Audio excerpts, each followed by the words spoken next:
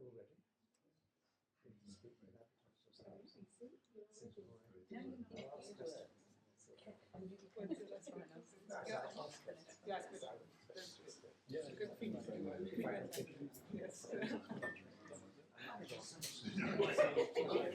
Okay, I think we're ready. We can start. Hello to everybody. Welcome to coming to you. My name is Simon Goldhill, and I'm going to introduce this session on the 9 Dots Prize and on writing creative non-fiction. And the 9 Dots Prize is a rather wonderful thing. Each year when it runs, which is usually about 18-month cycle, we decide a question. And we have a wonderful committee meeting of very wise people who sit around and yell at each other for a bit. And then gradually, in a process that only a psychoanalyst or a sociologist would work out, we say a question emerges. And a question emerges that to us seems to be important and seems to us to be something of deep relevance. And then we suddenly realize it and we agree. And then we decide that's what it's going to be. And then the question is publicized, as I hope you'll have seen. We've now opened our new question, which I'll tell you about in a minute. And then people can apply. And the application is a very simple process that involves writing a book proposal of short book proposal, 3 or 4 pages, and an essay on the topic of the question. And the prize is $100,000, which is kind of like a lot of money to write a book. I mean, in terms of advances, that's more than, more than I got ever. So I can say that. There's quite a lot of money. And the idea is that you should have 9 months, 10 months to publish the book, write the book. You get a chance to come here to CRASSH for a term and to work with people as well. And it's a guaranteed publication with CP. And this is what they look like when they come out. Brightly coloured, brilliant, exciting, interesting. And they sell tons. Right? Not only online, but in the real thing. And they get through really a lot of copies. It's a major, it's very, very different from standard academic publishing in terms of its success. And the excitement every year is actually reading the applications which come through and trying to work out which is the one we like best. And it's only one. And it's terrifying because it's completely anonymous. We have no idea who has sent in any of the applications. And we don't know if it's a vice-chancellor of the university trying to top his salary up, or whether it's a dustman from Iceland. I don't know why dustman of Iceland sprang to mind, but that's a counter-category. You can work out the rest of it. So if I apologise to dustman from Iceland, all places, right? It means that it depends on what you write. So it doesn't matter who you are, there's no interview, you can't sort of bluff it. And the idea is to try and find a new voice, a new way of answering the question. Every time we get loads of answers that look like perfectly good Cambridge answers. I mean, they're not from Cambridge people, but you know what I mean? They look like part 2 questions being answered by part 2 students. You know, what's the nature of cherries? Cherries are small round fruit. Yeah, it doesn't go very far, and they don't get very far in the competition. Because we're really looking for something that's new, that's exciting, that's going to take what we think is a pressing, a compelling, an insistent question, and they come up with a view that we go, blimey, we hadn't thought of that. And if you've got 12 quite smart professors of various sorts and public intellectuals and writers who go, blimey, I hadn't thought of that, that usually is quite a good sign. And so far, we are intensely proud of what we have indeed chosen. Here they are. You can tell there's an obvious identikit problem, right? They all look exactly the same. They all do exactly the same things, right? In some way or another. These are our anonymous heroes who have made it through the competition. And the whole process is funded by the CRASSH Foundation. I was reminded that by the head of the CRASSH Foundation that when we first met to discuss this as a whole procedure, I asked him, what would you like your bookshelf to look like in 50 years' time? And well, we're 4 in, and it looks pretty good. Right? These are books that are really changing the way people think about things, and that's what we're trying to do. So that's the background to the 9 Dots Prize. But we thought it would be really helpful for loads of people to come together to think about how you end up then writing a book. Not just a proposal, which is the first thing, but how do you get to write that sort of a book? It's not academic, it can't be an academic book, they don't sell anything in general, right? We know that. And they're largely unreadable. I mean, I read hundreds of them, I can assure you, they're unreadable. Right? So the first thing I wanted to ask, I'm going to ask these guys some questions that will run for a while, and then we're going to get a response from David Runciman, who's in the front here, who is does a very famous and wonderful podcast, which you should all join and become subscribers to. And he was on the first committee. He's now slipped off the committee, to our regret. And so he can talk about first, it. Second, third, fourth. Yeah, you've done all four. You've done all four. Yeah. I know now slipped off. So you're both responsible to a degree to everybody here, but you also can now speak with complete irresponsibility because you're no longer on the committee. So it's a perfect position from which to be a respondent, in my view. I thought I would start. I'm going to start with the most recent prize winner because this question is going to be most precisely placed for you.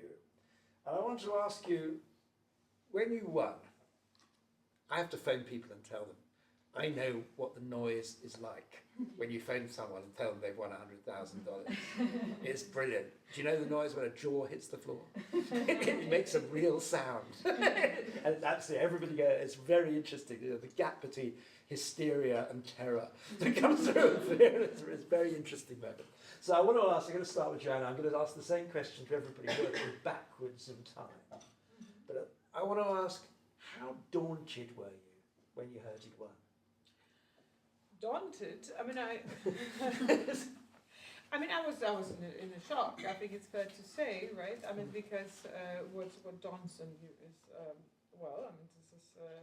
this is quite serious, and then you hear the ticking clock immediately, right? Because you have like roughly half a year to write this book, so I think, okay, should I just drop immediately whatever I was doing and start writing? You're holding your child, you shouldn't drop it. Yes. But no, I mean, obviously it was a beautiful feeling. I wrote the proposal on fire. In a sense, I was fully into it. Like I felt like I gave my best, and I gave my best because I really wanted to do it. And the way I came to a conclusion, I will write this book anyway. I mean, I win the prize or not win the prize.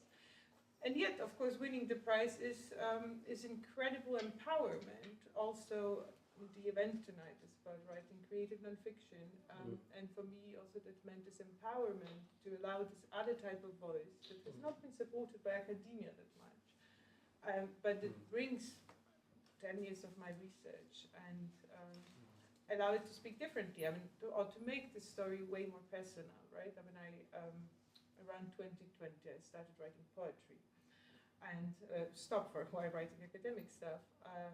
And what I did when I was writing the proposals, in a way, I allowed my poetic voice to write about my research, so bring these different identities together. And in a way, there's high stakes in it, because it's about also stopping to compartmentalize the different parts of me, you know, the emotional, the rational, the writer, the matter, and just like bringing it all together. And of course, it is high stakes, because then, you know, if someone doesn't like it, become more personal. But at the same time, you know, to get it empowered also by this award was also a clear message. That's the way to go. Just go for it. Just do it the way you wanted, not the way you were told. And there was, and so it landed on me, and there was this shock, and it almost like this, you know, Alice in Wonderland moment of, okay, let's go to the other side. Trish, I mean, you were coming back from slightly different, because you weren't coming as a straight academic at that point, were you? No, that's right. I'm a journalist, not an academic, a journalist and a writer. But I think, for me, it was really more shock than being daunted, because I actually took the question and twisted it a little bit. Instead of answering it, I said the question was wrongly worded and responded in that way. And I did that also, as Joanna says, coming from a place really from my heart, because it really meant something to me. It really irritated me because of all the young African people I'd known. And I think maybe this is what's interesting about the prize and about writing nonfiction generally, is that if you are able to put you're really yourself and your voice and your beliefs and what you feel among this quite rigorous response, because it's not just what you feel, there has to be some genuine facts and rigor behind it, then I think you have a piece that's so much stronger, and that's perhaps why these books won, is not just the answer but also the passion that came with them, I think. But was I daunted? I think I didn't breathe properly for a few days, so the daughter came a lot later. Annie, you've gone the opposite direction, because now you're doing an academic degree. So corrupted in the wrong way. It was CRASSH, it was coming to CRASSH that ruined me, but yeah, no, I wasn't daunted either, but I do remember the exact moment. It's burnt into my memory because I used to write for a living, and making a living off writing is very, very, very, very hard. So I was doing 15 different things at the same time, trying this, trying that, throwing everything at the wall. My application for CRASSH that year was one of 20. 19 things I applied for got rejected. Grants, fellowships, pitches to places, newspapers, everything. This was the 20th and it was the prize. But I remember that I was out in Mumbai, I was walking across this field, which was very muddy and slushy. I was going back home at 8 o'clock at night, and then you called. And when I heard, what I felt was not daunted, but relief. My primary emotion was and remains relief. I was just like, okay, now I can breathe for a year. I can breathe. And I breathed. And so effectively it was just relief, and it remains relief. But the book, I will agree that writing the application, making the application, it has to come from the gut. The question was one that I feel I had been answering for a decade, very slowly in minor ways. And perhaps it was a generational thing, and my book was also a response to that. It was generational questions that can and cannot be answered. And that was my application, and that was my book. And James, now you were in a strange position of trying to finish a PhD immediately before your wife gave birth to your first child, and it was like a week right on the edge, multiple projects with deadlines. Yeah, I mean, I would characterize the way I felt at the time as maybe uncomfortably excited. I think I was certainly shocked, to one, because there were so many entries. I thought, the competition must have been very, very, fierce. So I was shocked and honored in that way. I think winning, I think it validated a certain intuition that I'd had, that kind of the topic I was working on and the way I was approaching it was a good fit for this prize, the 9 Dots prize. And as you say, I think I was panicked to a certain degree, just because, I had to finish my thesis, finish the book, bring a new human being into the world, or my wife did most of the work, help with it. So there were a lot of things happening, but the support structure around the prize was such high quality that I think it all came together and worked out really well. Good. Well, what about the process that follows? Now, once you've heard you've won it, how do you go about starting? Trish, you start with starting. How do you start? I mean, I think for all of us, probably we didn't start from a ground zero. We'd had a lot of thinking about this topic in various ways over our working careers, or at least I'll speak for myself, not everyone else, but just from what you've said now. So I've been thinking about this and pitching ideas around this and talking to people about this topic for a long time. So I had something to stand on to move forward with. It wasn't from a standing start. But the timescales are quite tight. As a journalist, I'm used to working to deadlines. So for me, I had practical things to do, get going with the research and put everything together and pitch the idea more concrete with CUP. But I think with anything, when you start something, the thing is to start. It's really quite, and then keep going. Maybe keeping going is actually harder than starting, but just not to worry too much. This is the journalist in me speaking. I don't know how it is in the academic world. Not to worry too much about where it's going to end. Start writing, write through, and then when you've got to the end, then's a good time to think, okay, where does it work and where doesn't it? So I'm not so scared of starting because I have to write a lot very regularly. But keeping going is the trick. And Anna, you were desperate to write it. I was desperate to write it. I do remember the essay because, I, like Trish, I'm also a journalist by training, and I have worked both on the desk and on So I can say about the process of the essay. I had a lot to say. I already kind of had, say, 70,000 words written down. To cut that down to 3,000 was the most daunting bit. But I have editing experience, and I know how to edit. And if I say so myself, I am very good at it. I paired and paired and paired and paired. It was 3,092. I took 10 words out at a time until it was exactly 2 words less than the limit. And I spent night after night doing that. So a lot of writing is also about this, to see that how can you say it in the best, crispest, shortest, pack it in a way. And sometimes actually it's helpful. If you've got no limits, then you can just write too much, can't you? And it's actually quite good when you have to cut your flow prose. Right, you have to be prepared to murder your darlings. That's what they say. Indeed. Yeah, so, so we've got 2 people who are trained in journalism and 2 people who are trained in academia. So how does that then play to you guys? Because presumably you had to change your voice in a way that the other 2 did not, because you were doing a PhD in philosophy, the most unreadable subject. So how did you?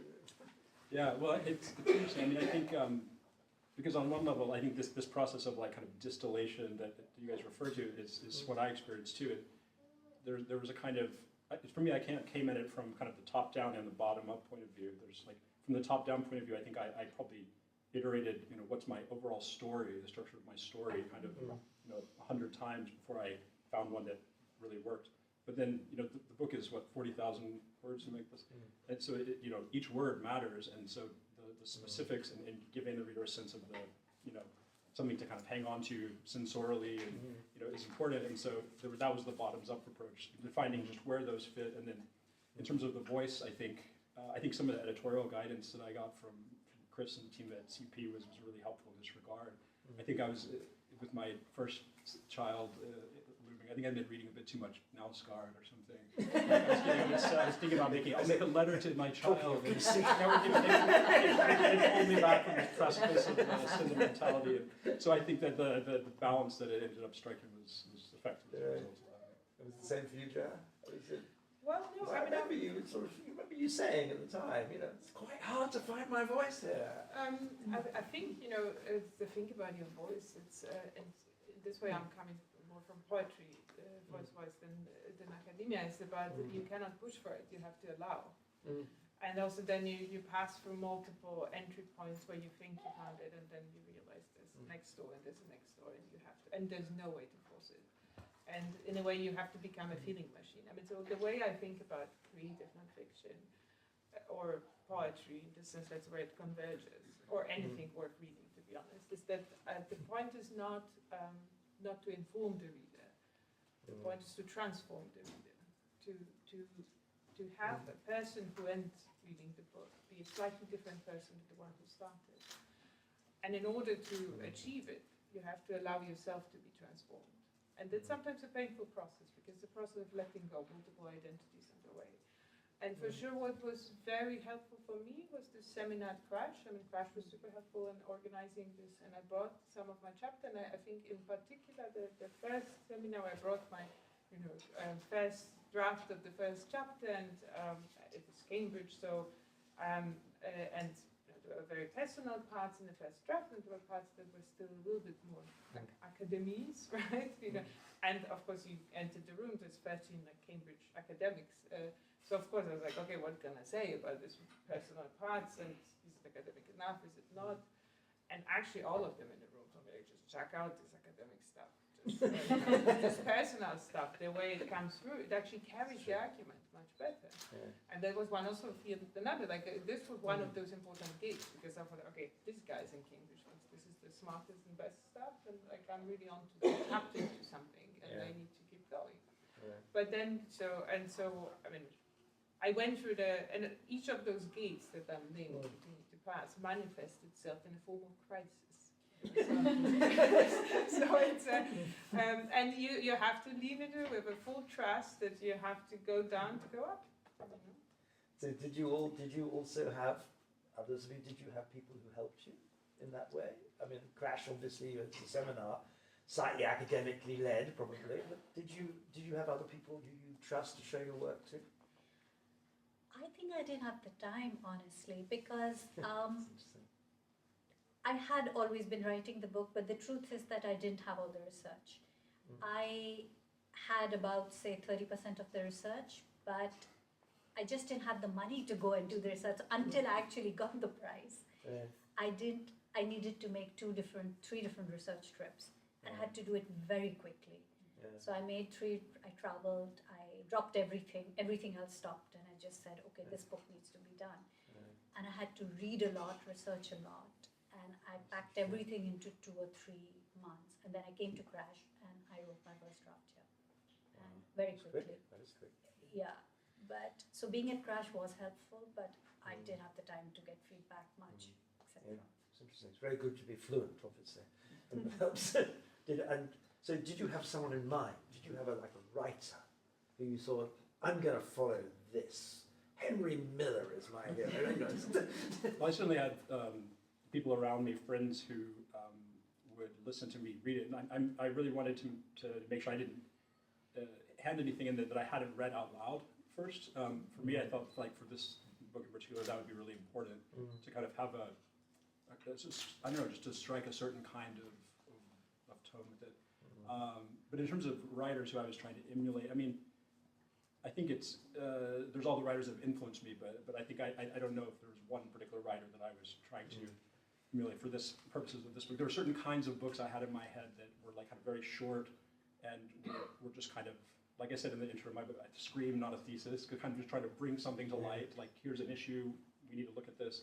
Things like, I mean, you can imagine Thomas Paine's Common Sense, and not that I'm putting my book next to these, or like Silent Spring, or these kinds of books that catalyze some kind of conversation.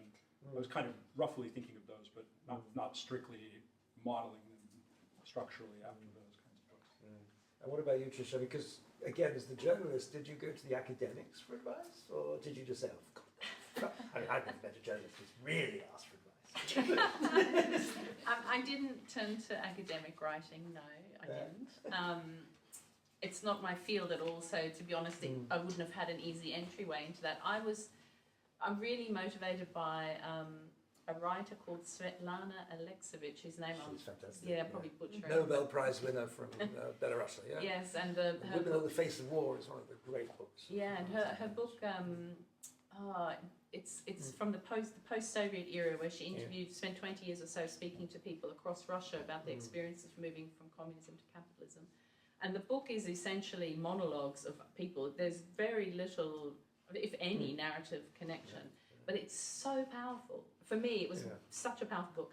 And I was really inspired by that, and I really wanted to try to get the voices of the people who were living, in my case, in Nigeria, where I was researching, as a key part of, I'm not trying to say I did anything like her job, but I was really inspired by the idea that letting the people who are really living the experience speak can paint such a powerful picture, especially when backed up by some research, in my case, because I didn't have the 10 years to do the research. So, and in terms of having my work read, here was extremely helpful, the kind of workshopping. And I write fiction when I'm not doing journalism and other things. And I always either have someone who I want in mind who I'm writing it to, or have them to read it and workshop it, because I find it almost impossible to fully edit my own work.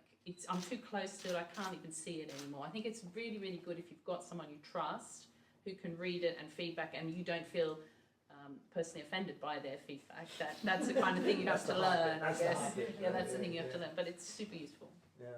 Now, all of you, in some senses, and don't be insulted by this, but all of you write books these books are what you might call didactic, in the sense that they have a political message of a sort, and different sorts of political messages for sure. So I wonder how you felt you were dealing with that, because creative non-fiction is such a strange category, right? So how conscious were you about, as Joanna said, like transforming but not informing? Yeah, but what about shouting? Sorry. Basically. But what about not shouting at people? How did that come through? How did that work for you? Were you, telling a story, but how did you get, what's the balance for you between telling a story and getting a message across? But for me, I mean, I use the metaphor of a dance. You know, like a book is an invitation. I mean, if you shout at someone, they will close. In a way, it's a choreography of movement, of walking the path or making a movement, waiting for response or imagining a response. And there is a rhythm to it, there's flow to it, and there is tense and swerves where you want to have a balance of inviting someone and then change the direction so that it doesn't get boring, and then change the direction and change the direction, right? I mean, so it is, I see it as an invitation. I think that's. And James, what about you? I mean, stand out the light. That sounds like you're shouting at someone. Yeah, I mean, I think it's interesting. So I think this issue of like the whole tech regulation domain, I mean, the same issue can be framed different ways and elicit really different responses from people. And I think one dichotomy where that happens is like framing things in terms of sort of negative freedom or positive freedom, right? Like restraining something versus enabling a person to do something. And so that's kind of why I picked this story, the Alexander and Diogenes story, because it kind of, I think where rhetoric in the tech space is successful, most successful, is where it reframes the negative freedom in terms of positive freedom. And so I think that story, it kind of brings those two into kind of balance or resonance. And so I think that was kind of one of the conscious decisions I made. For those who don't know the story, it's Alexander the Great turns up in Athens and meets Diogenes the cynic, who's living in a barrel wearing a loincloth. And the great king says to the humble guy, he says, "Is there anything you want?" He says, "Yes, stand out of my land." Right, so that's the correct answer. King Charles speaks to you. So, no. I mean, I would hope that the books, the stories and books I write aren't shouting. Right. It's more, again, because I think if you're letting people tell stories, the stories of their experience, and you're giving them the voice to do that, you're not really saying something has to change in the person. It's just saying, here's a perspective that maybe you haven't seen before. Here's a different way of looking at the world. And it's what you said. It's an invitation for people to be open to reading that and saying, okay, that was interesting. Not necessarily to saying that everything has to that I'm giving a solution for change. Really, I think. So. No, but I was thinking, speaking of voice, because even also excluding the shouting, I think the beauty of literature is you wouldn't exclude any type of voice. I mean, sometimes you can also shout and that can be effective. The point is that the reader should still enjoy it. Right? I mean, Some people love being shouted. Exactly. Some people, and I like, to be honest, I like a good strong opening. Sometimes you need to grab the reader, but you need to pay attention that the reader enjoys being grabbed. So in a way, and pay the attention, because just that you enjoy the grabbing doesn't mean the other side enjoys it, right? So this is indeed a moral film. Exactly. So it is about the connection. It is about, if you want, the informing and the agenda and so on. And another way of putting it is, it's not about, or not just about enlightening. It's about delighting them. Just delight the reader. Just make sure and that way we keep moving. So Annie, I mean, Aristotle famously says, "A just man must be angry." Because if you're not angry at injustice, you can't possibly be just. And yet he also says anger is the most distorting emotion. It makes you make bad decisions. Like the sort of stuff you were writing about at some levels, it must have made you pretty angry. Did you feel that, or just thought, "Oh, that's okay. That's just normal for being a journalist. You've got to be a bit angry, otherwise you don't get passion on the page." Or... I think I was sad more than angry. Mine is, I think, a sadder book rather than an angry book. But also with regard to shouting, I'm not a shouty person. I think I find it very difficult to shout even when I should be shouting. So my book is tentative, I think, and that's because I honestly did not have an answer. But there is a way that you must find an answer even when there is no answer. So it was the quest for the answer that I did not have. And this is a question for each of you. Did you have an enemy in mind? Did you have someone who you thought, I'm going to get that one? Because you've got big tech, you've got big finance, you've got things going on there. So was that what was going on in your head at the time? Well, I think in my book, the enemy, I mean, part of the issue is like if big tech isn't the enemy, and a lot of people think it is. It's the enemy are these structural issues, right? And almost inattention to a certain kind of structural question. So it wasn't a personified enemy, and I think I kind of dedicate a little bit of the book to making that point that that's actually something that often distracts us from the really useful kinds of conversations in this domain. But I think to the extent there was an enemy, I guess it would be inattention to the question that I was writing, inattention to attention or something like this. But it wasn't any one person or group or anything like that. Right place, presumably.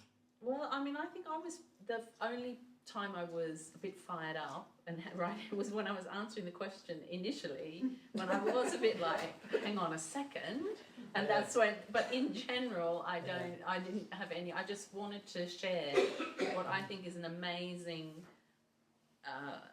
This group of people that don't get a lot of voice and who have these fantastic stories to tell, and I really want to get that out there. So wasn't the only time I was a bit like fired up was really when I answered the question initially. I didn't have any enemy in mind. I had friends in mind. That puts you in a better position actually to open your heart in order to share. And I think it's a big mistake to turn opponent into enemy. I mean, you might disagree with someone and you might confront them about it. But if you think of it in this enemy terms, then in a way you ensure that you're not gonna neither change them, but not get good results, for the broader humanity. So Kills dialogue. Even if exactly, it kills dialogue, it kills encounter, it kills learning, and I think then you stop learning. And the point also by writing even about what you know is also to learn something yourself. That's good. There's plenty of crusading fiction around. But maybe more crusading work. Yes, okay. What about responses to the work itself?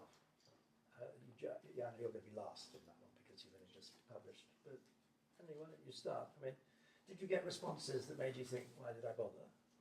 Or did you get responses that made you think, wow, I feel so good about my... I mean, how do you... it's the old question that everybody asks a writer, how do you deal with your reviews? Well, of course you do that, and everybody knows what writers say. Oh, I never read them. Right?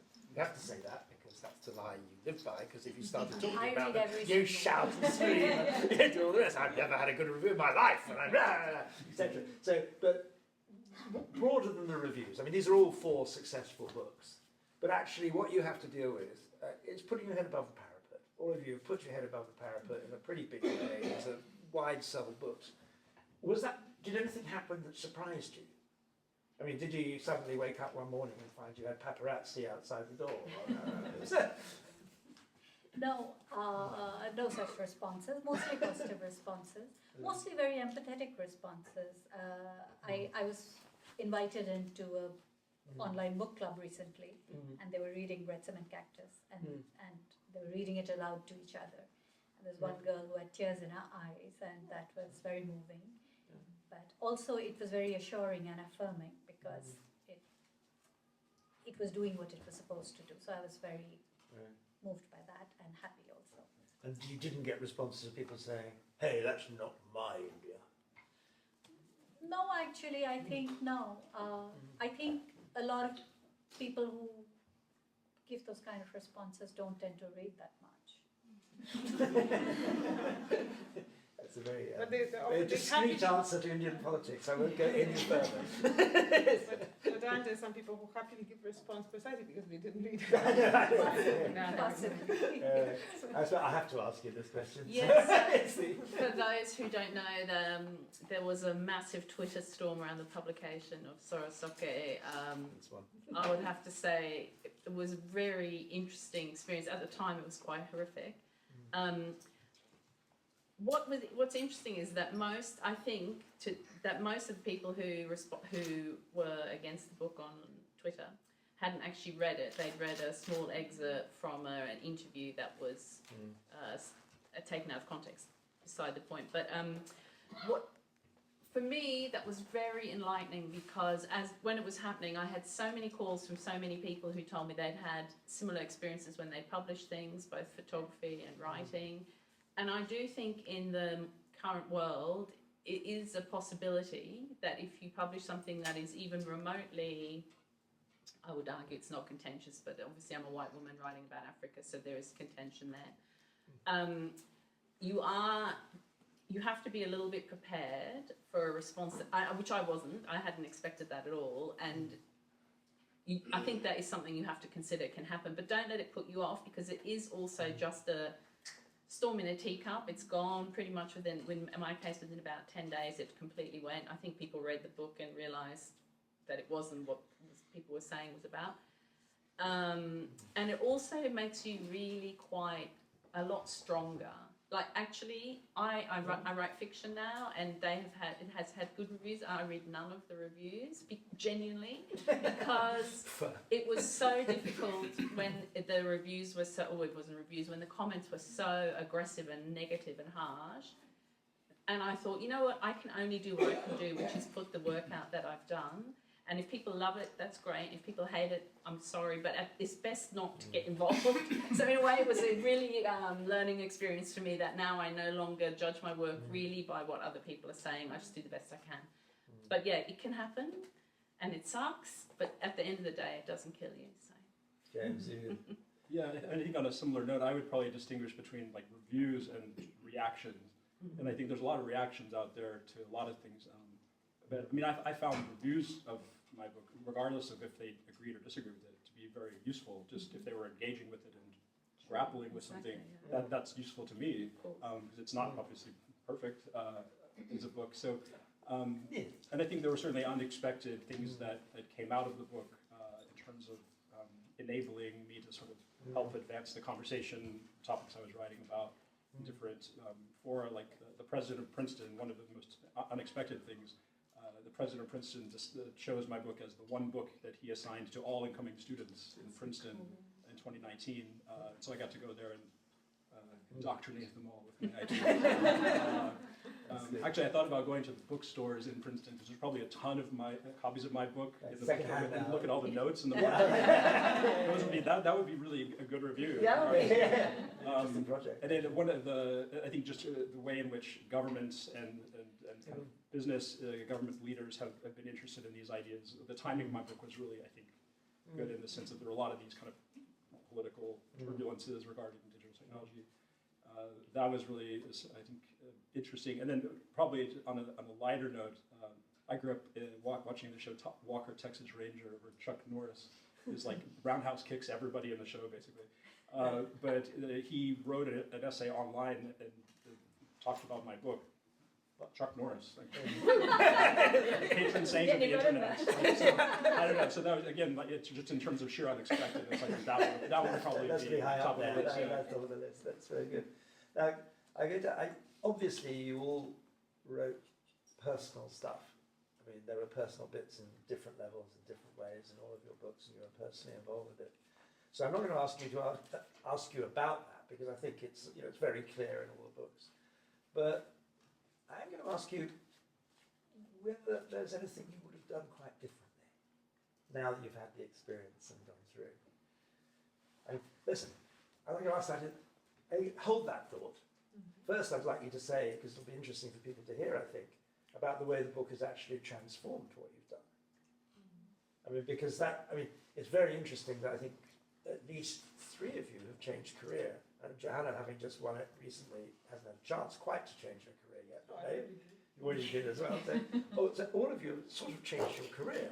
Now, I don't know whether winning the prize has that direct instrumentality. I dare say there's multiple determinacy. There are other things that are going on that make you change your career. But can you say a little bit about what the effect is of somebody saying, okay, this is what I've done? I mean, and you already said, right, it enabled you to have a year of writing, but now you're doing a PhD. Isn't that a real step backwards? I mean, I'd always wanted to go back to university, but I couldn't afford to. I kept sort of trying to apply, sort of not getting the right scholarships at the right time. But also I think that one thing that the Nine Dots did do is that after just about the same time that I was sort of teaching in short spurts, but I got offered a full-time job.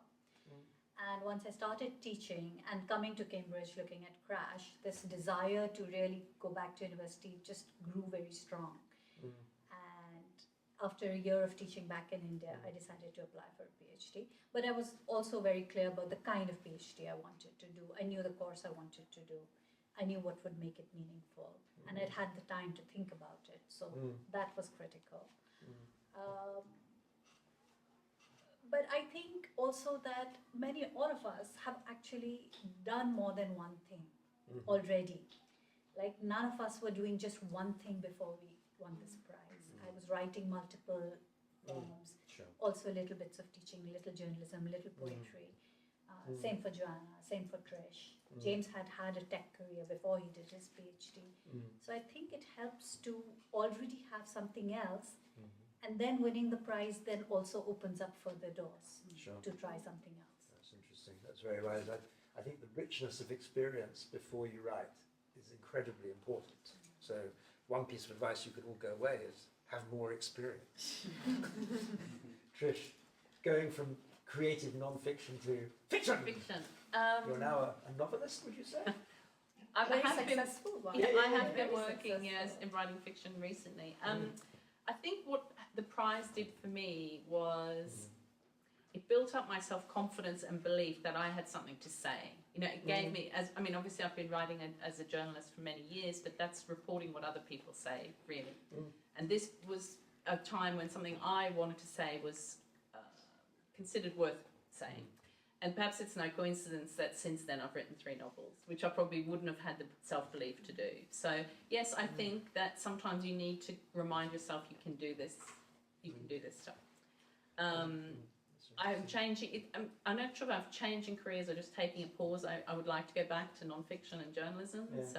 But it's what's taken my time in recent years. Yeah. Well, James, you moved to Russia, which is an obvious thing to do if you work in intellectual power.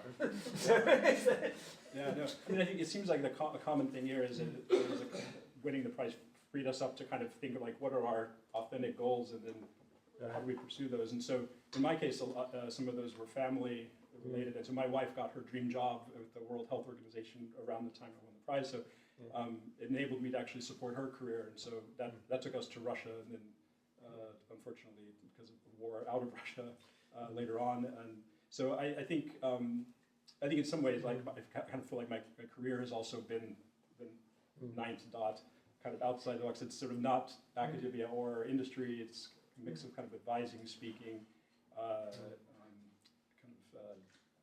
writing, this kinds of things. So I think that it's kind of, it freed me up to support, the goals of people I care about, and to think more outside the box about what my own career goals are and how I can pursue those. Well, for me, it's definitely it's empowered me to go for what I want, for sure. I mean, both in terms of supporting this voice and giving the platform, and also in purely financial terms. I'm a half-time single mom, so I go for what I want. I need to have some basic of security. So, and for me, that doesn't mean I didn't quit academia, but I decided to pursue academic research also on my own terms, right? And so I do want to, I understand myself as a writer primarily now. That's where my heart is. That's what I want to do. And so, but having been reasonably successful in academia, I would be in academia in a step where people tell me what I should want is applied to become a professor or like have a lectureship. And I know that what would mean is lots of teaching, lots of admin, and not much writing, right? And so, as much as people have, especially here in Cambridge, I think they lost my mind. I tell them I did not apply for a single lectureship. I'm applying for a research grant because I want to continue doing research and free the rest of my time for writing, and use this research as a fuel for writing and to go. So in a way, it allowed me to do what I want also on my own terms and have a go in it. And of course, it's a certain amount of risk. It's just $100,000, not 10 million. So like I'm sorry, we're working on the 10 million. so there's a bet, but there's a bet I'm happy to take. That's a risk, and I keep going. And I already have a new book project going on, and And so let's get back to the question that I started with, which was: is there something you would have done differently? Now, it's always. There's so much of this has been a wonderful description of how the prize has enabled you to be transformative, to transform yourself, to change the direction of your life. Yeah, these are lovely stories, and they're really great. But for people who are thinking about, can I do this? What could happen? Would you say, well, the one thing you mustn't do is? It does help to win $100,000 because it gives you the time and space to write something. So I think if you're thinking of doing this, you have to. The one thing I would say is it's quite difficult if you don't have the financial support to make the time. It's not that I would do it differently, but I think it's not really fair to sort of give advice based on what I did with the 9 dots because I did have the luxury of not having to earn my money for that period of time. And I think if you want to write a non-fiction book, if you have something you're passionate about, if you really think you can do it, I would 100% say do it. Please do it. There's really a market for it. You put yourself in it. You might have to do it without the 100,000, but you know, I would still think you should do it. I wouldn't do it any differently. Yeah. I would like to change some things in the book because now I've read it, it annoys me. But other than that, you know. Yeah. James, what about you? Anything different?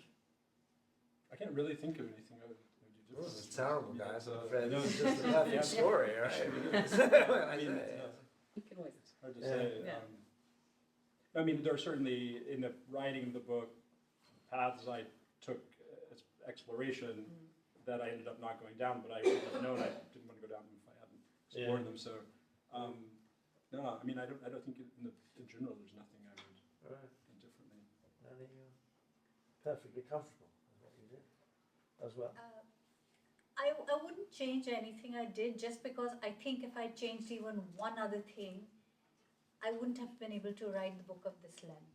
If I had over-researched or under-researched, it would have been problematic. And I think over-researched is knowing myself the likely option. Then suddenly I'd have wanted to write like 100,000 words.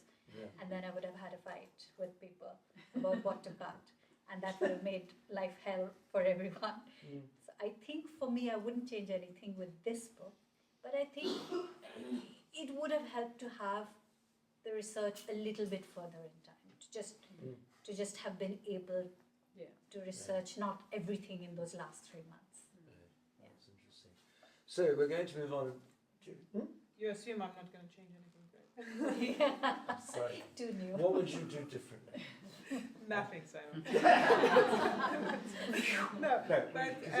No, I wouldn't. I mean, when it comes to his book, and it's interesting. That's also because I recorded an audio book, so I read my book aloud in a very concentrated period of 5 days in a shed of a recording studio, and that's the ultimate test because if you have to read your book aloud and you hate some purpose, there will be hell on earth. Crack up in laughter. But actually, I did enjoy it, and it felt precisely that I stand behind every line still, and just to That's impressive. I definitely, if I read mine aloud, there'd be bits I'd wanted. Oh, I could change this word or change this paragraph. And actually, I don't. And I think that the trick in it is indeed what I was mentioning before, the series of crises. I mean, I have to say, I love a good crisis. I love to talk about it afterwards. But once I'm in it, I don't love it. But the point of this crisis, I mean, that's something I really deeply believe, is that the writing crisis, when you're feeling stuck, is a source of information about the content of the book. That is not just, it's just terrible. I mean, it's emotional, but this emotion are telling you something. And so the way in a good crisis is to lean towards it. The only way out is through. And with each chapter I had a crisis, and after the crisis I knew exactly what needs to happen, and that's why it transformed me, and and it allowed me to. But in the end, I feel like I'm really in this sentence, and at the same time, I wouldn't change anything in this book. I learned a lot, and I have ideas of how I'm going to write my next book, that is maybe slightly different or built on something else, but that's almost like I see there was a ladder that brought me, and now I'm ready for the next thing. Right. Good. So, just in case you didn't get it, the idea is you write a 3,000-word essay, and then you do a book plan, and that's all the competition. There is no CV because it's all anonymous. It's just that. And this year, the competition is now open. You can see it online, and the question is data failing us? Full stop. Actually, no question about it. Is data failing us, right? And so that's the question. And as you can see, they can be answered in multiple ways. Right? And the other thing to say before I hand over to David, who's going to respond in some form or another, is that you can get all of the books just today at 50% off outside the CP. So there you go. And there's somebody sitting outside very patiently waiting for hordes to come down and buy books. But before that, I just want, can we have one thanks to these wonderful writers?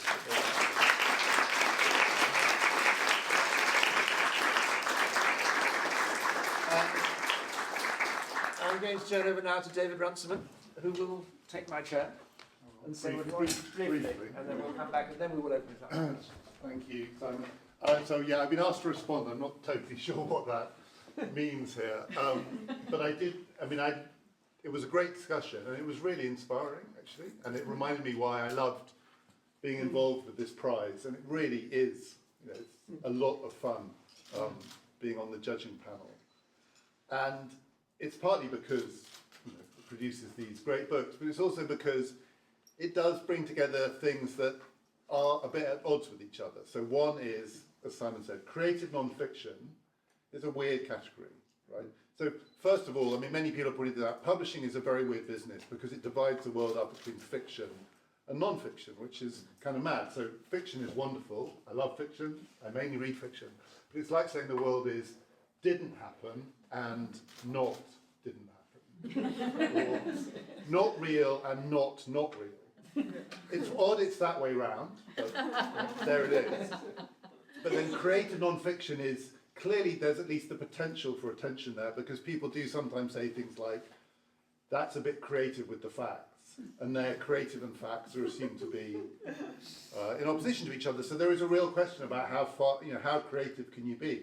And I do remember for the first prize, so one of the great things about this prize is it's anonymous, so you have no idea who's won. But obviously in the proposals, there's some biographical hints, and with James's one, in the proposal somewhere, it seemed to suggest that he had worked for Google and then had quit.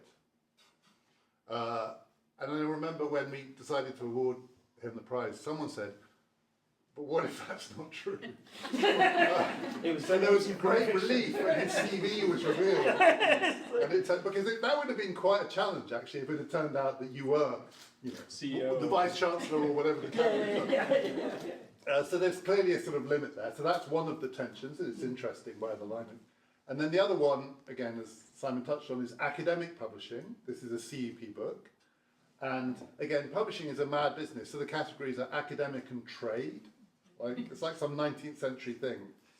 Vulgar, trade. Or academic and non-academic. It doesn't make, anyway. But these things are different. And I worked for many years with CEP on the publishing board, and we had lots of really interesting discussions about how to, how to move more into trade publishing, and this prize is one of the things that came out of that. But in those discussions, I would probably say this ad nauseam, but there is a fundamental difference between academic publishing and non-academic publishing, which is academic publishing, the basic model is what's called peer review, and non-academic publishing, the basic model is editorial intervention. And the thing about peer review is almost every peer review report on a book tells you what's missing. That's what people on the production side of knowledge tend to think about what a book lacks, because they know things that should be in there. You haven't taken account of this, you're out of date on that, and so on. So most of the advice you get is to add things. And on the non-academic side, the trade side, where editorial intervention is the key, the people who are commenting on the book are mainly thinking about it from the perspective of the consumer or the reader. And all the advice is to cut. We've heard of this, right? Or, everyone knows this if you do journalism, right? Every single thing that you will hear from the person who is deciding what the final form will be is a red line through the text.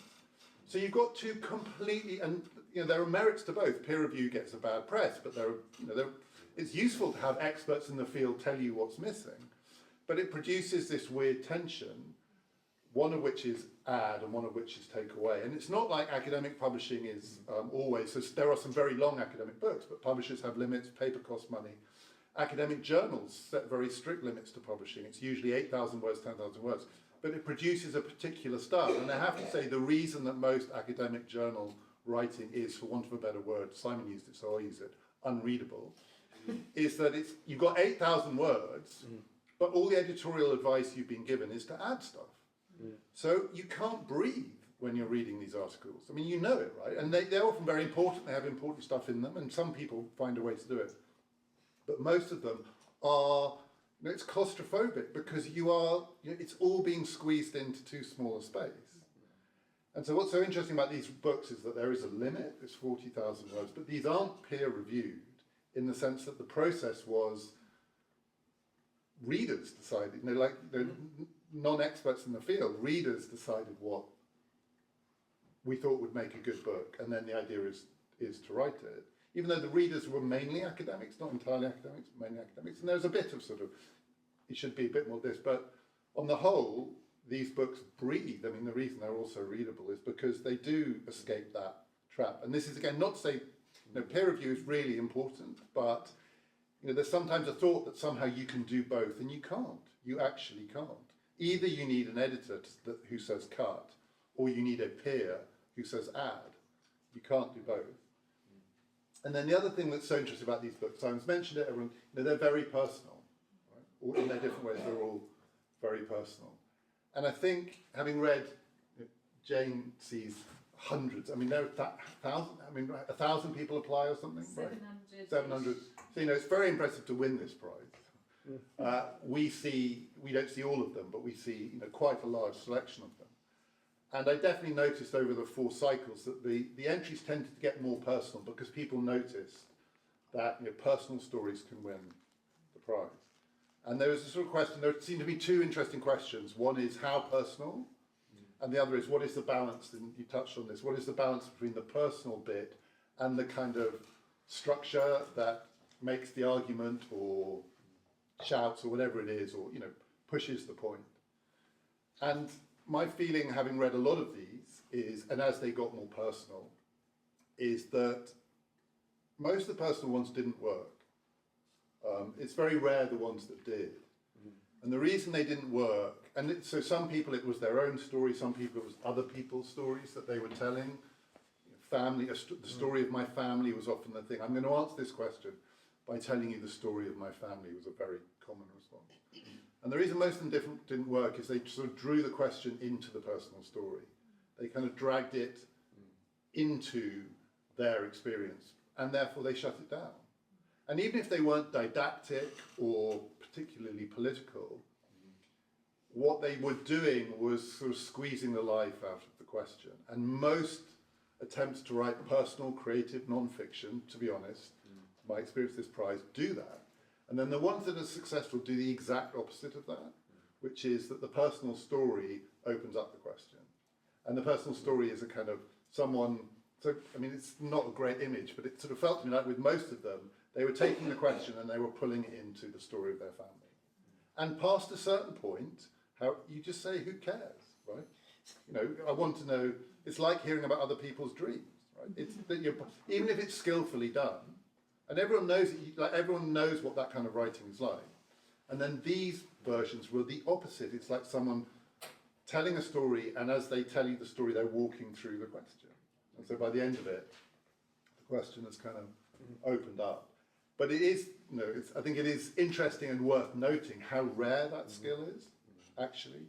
To have some of them are memoirs, and some of them are other people's stories, and some of them are but how rare it is to have, there are some great memoirs out there, and there are also lots of terrible memoirs out there. And lots of people, everyone's got a book in them because everyone's got the story of their own life, but very few are books that people want to read.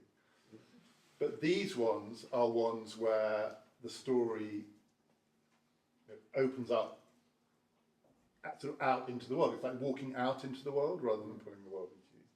And then the second is that question about the balance. And I just wanted to talk about 2 other books because I just happened to have, in a very secondary way, to have been involved in the early stages of 2 books that have become 2 of the most successful, I suppose, examples of creative non-fiction. So one is Tara Westover's Educated, and one is Leah Ippey's Free. I just happened, because they both were academics, to have seen early versions of those book proposals. So those are both books that went on to be prize-winning international bestsellers and they're both memoirs, and they're both written by people from an academic background. One is Tara Westover's a story, both stories of childhood. One a very strange childhood in Idaho, the other also strange, interesting childhood in Albania, and stories of escape and all of that. But in both cases, the original book proposal for both those books was half memoir and half academic analysis. So Tara Westover's Educated, the original proposal was the first half is going to be the story of my life, and the second half is going to be a sociology of educational divide. So if you've read that book, you might know it tells the story of a family in which 3 people got a PhD and 4 people never left Idaho and didn't get an education. And so it was going to be, I'm going to tell you my story, and then I'm going to go back, I'm going to do interviews with people, I'm going to read the sociology of it, because a book like that needs that. And with Leah Epi's book, it was the same. The original proposal was, I'm going to tell you the story of my early life in Albania, and then I'm going to do the political theory of freedom on top of it, Kant and negative liberty, all of that. And it was very interesting just watching the process of these books written by people who come from an academic background as they move through non-academic publishing. And every single bit of the non-memoir was removed. So, as I watched it sort of shrink and shrink till you ended up just with the story. Just with the story. One book is called Educated, so you know what it's about. It was going to be a sociology of education. All that was left of that was the title, Educated. One book is called Free, so you know what it was going to be about. It was going to be the political theory of freedom. I know it's being recorded, I hope they don't mind me saying this. But in the end, that was what was left of it. But they work, and they are books that, the reason they're so successful is that they open up a whole world of questions about these things. But that's, and that process would sort of never happen in an academic setting, but it's part of that sort of stripping away of what doesn't need to be there. So like with these books, and it doesn't have to be all, like James's one, it's a mix, and they cover the spectrum, but it's because the story leads it, the story leads it. And again, that's really rare. Yeah. And people often will think the way to do this kind of writing is you've got the thing that you want to say, and you say it in quite a didactic way, and then you use your story to kind of prove it, or sort of back it up, or and it has to be exactly the other way around. Here is something that happened, and then here is a world that it opens up. And then the last thing I'll say, and I think you sort of touched on it a bit, the other thing to say about creative non-fiction is it does make you vulnerable to attack, right? I mean, it is the case that if you're doing these hybrid forms of writing, these are all hybrid forms of writing, particularly if there is the possibility that it will be read by people who are more committed to non-creative non-fiction. That you will be told you're being, where is this, where is that, where is the other? You're crossing these boundaries. Often, you're crossing the boundary between memoir and when it's done well, it's better than anything. But it still allows people to say, "Why do you think your story is so special?" And you will get that kind of criticism. What gives you the right to sort of answer this question? I can't. To be honest, I can't remember what any of the questions were. But answer this huge question with your story. What could be more arrogant or egotistical than that? And when it's done well, as it is in these 4 books, it is better than anything. But it will be attacked. But the thing is, all these boundaries are breaking down anyway. Like we live in a world where all of these different sort of genres are collapsing into each other. Anyone can publish anything. Everything is out there. The world is drowning in memoir. It's drowning in opinion. It's drowning in people shouting at each other, and most of it is not done well, right? And most of it, people should say, just because that's your story doesn't give you the right to tell everyone how they should vote or whatever it is. So the criticism is valid, but precisely because, on the whole, it's not being done well, it's so important that some people do it well. Like, the good examples of this are more important than anything because most hybrid writing is not done well. It's really hard, and 2, it's easy to attack. I mean, and I think all of these in their different ways, you have some experience of that. But when it's done well, and when it follows some of those general, the story opens up the question, and you think about the question in a different light at the end of it. it's the most important thing that there is. There's lots of great academic writing. There's lots of people, you know, inventing things and writing. There are lots of really smart people. There's lots of great novels out there and all of that. But really good examples of this are still, I think, pretty rare, which is why actually I think these 4 books are a sort of shining example of what's possible. Thank you.